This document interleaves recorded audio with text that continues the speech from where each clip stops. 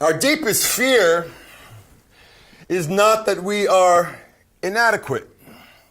Our deepest fear is that we are powerful beyond measure.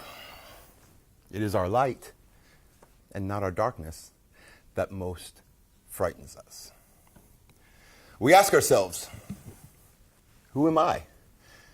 To be brilliant, gorgeous, talented, fabulous. Actually, who are you not to be? Sound familiar? You're playing small, doesn't serve the world. There's nothing enlightened about shrinking so that others won't feel insecure around you. No. We are all born to shine, as children do. We were born to make manifest the glory of God that is within us. And it's not just in some of us, it's in everyone. And when we let our own light shine, we unconsciously give others permission to do the same. As we are liberated from our own fear, our presence automatically liberates others. Now, those words from a writer named Marianne Williamson, but they're often credited to Nelson Mandela because he used them in his inaugural address when he became the president of South Africa. And they are words that I came across many years ago. And when I first read them, I thought, wow, that's the truth. That's the truth with a capital T. That is my truth. I got no idea what the hell she's talking about, but that's truth. I didn't understand it. Especially the first part. I couldn't get my head around it. But I knew it was true. I mean, you ever watching a movie and somebody says something or you're reading something and it's like, oh yeah, that's it. It's like they've articulated this thing that you know in your heart to be true. You just didn't have the words to say it. You couldn't put those words together. But you know it's true, right? Because we have this like compass. Sting wrote a song called Let Your Soul Be Your Pilot. It'll guide you well.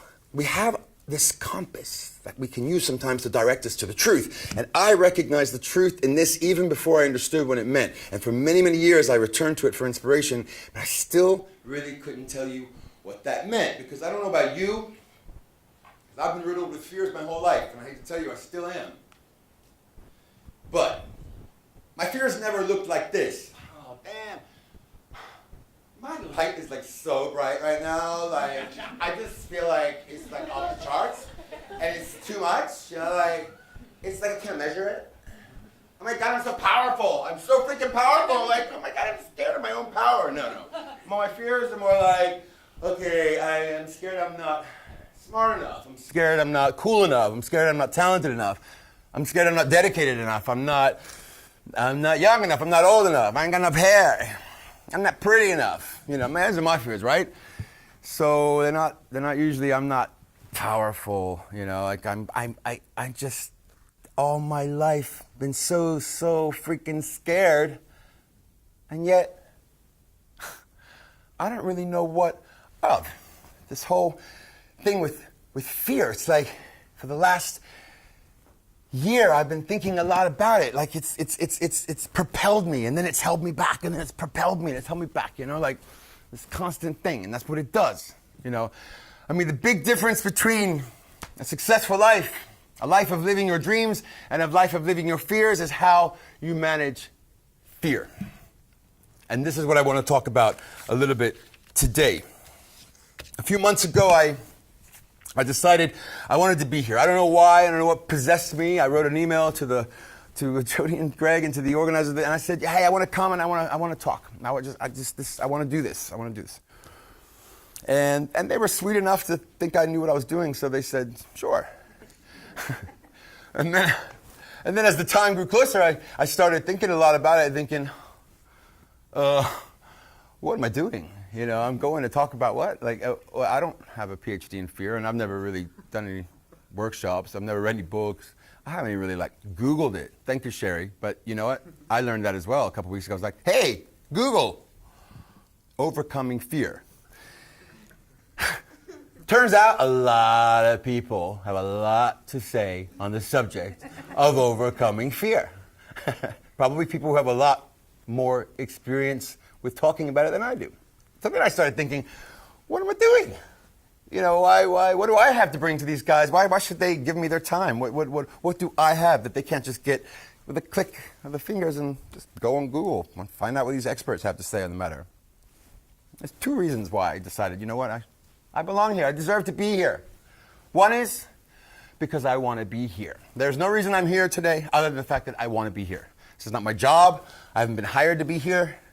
I literally came here because I want to be here. If I can say one thing today that might maybe help one of you, even just one of you, navigate this life a little bit better than I did, maybe become that success that's just waiting for you to be, then it will have been worth every single hour of my trip from Europe to be here. Secondly, I can tell you eye to eye the experiences that I've had.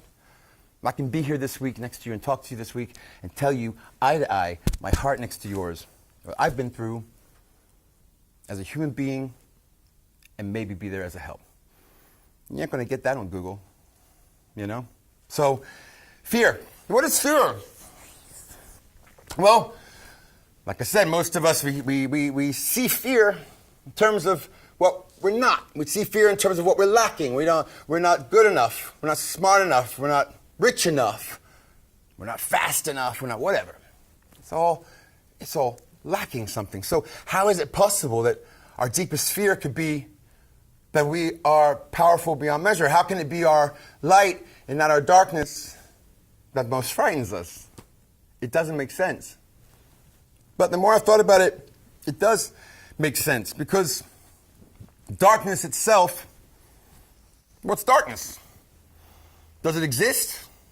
Can you make it? Can you create it? Can you manufacture darkness? Can you generate darkness? No.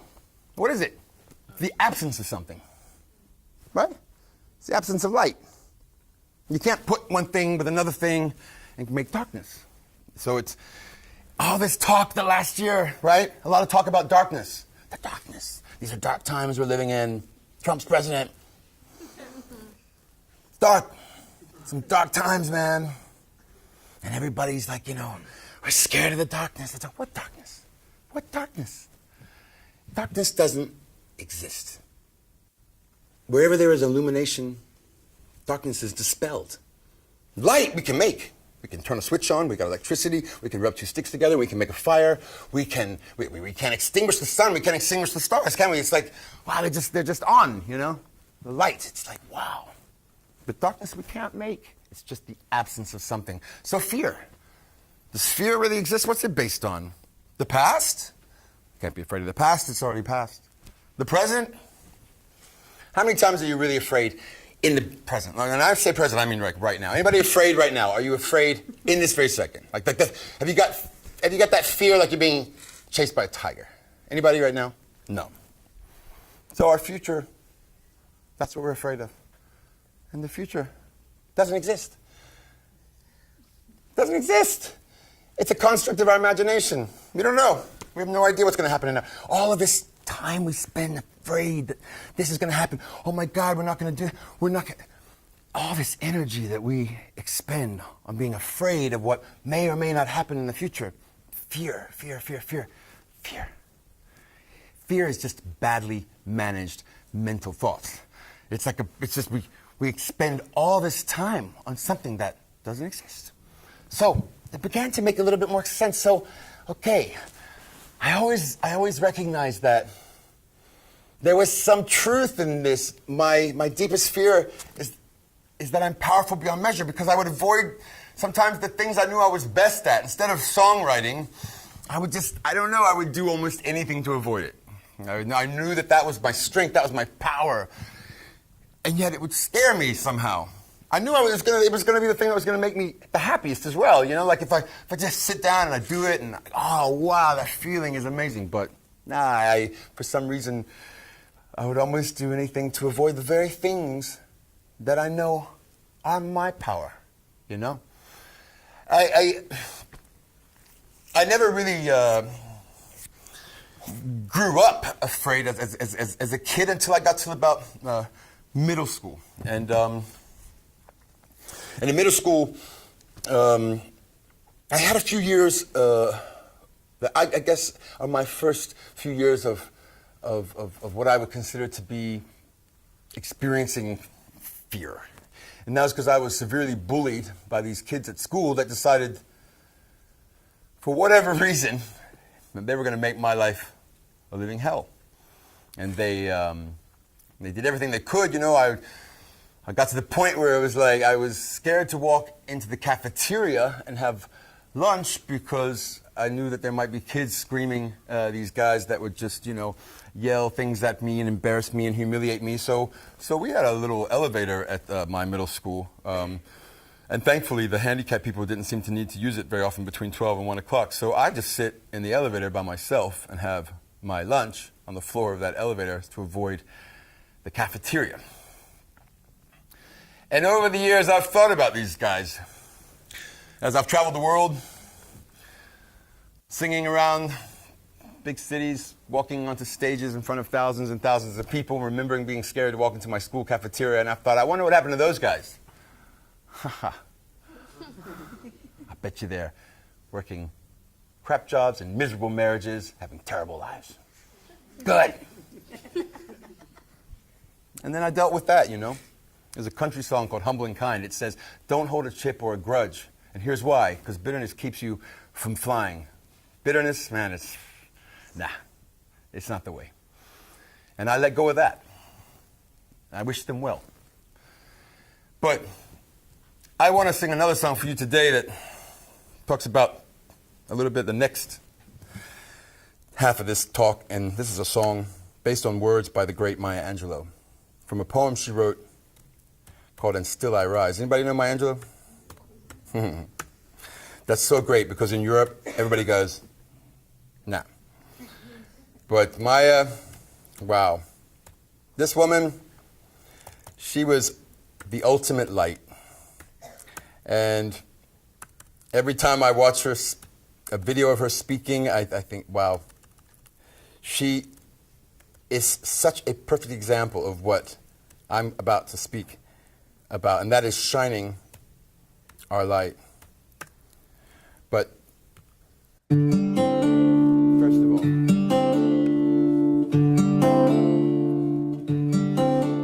you may write me down in history with your bitter, twisted lies. You may trod me down in the very dirt, still like the dust I'll rise.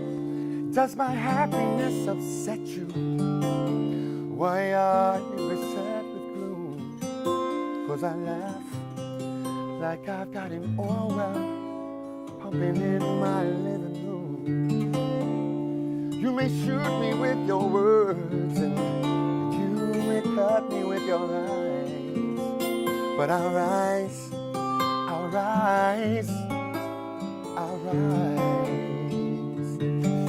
Out of the shocks of history's shame and up from my past that's rooted in pain, I'll rise, I'll rise, I'll rise. And did you want to see me broken, bowed head and lowered eyes, with my shoulders falling down like teardrops weakened by my soulful cries? Does my confidence upset you? Don't you take it awful hard, 'cause I walk like I've got a diamond mine breaking up in my front yard. You may shoot me with your words, you may cut me with your eyes, but I'll rise, I'll rise, I'll rise. Out of the shacks of history's shame, up from my past that is rooted in pain, I'll rise, I'm gonna rise, I'll rise.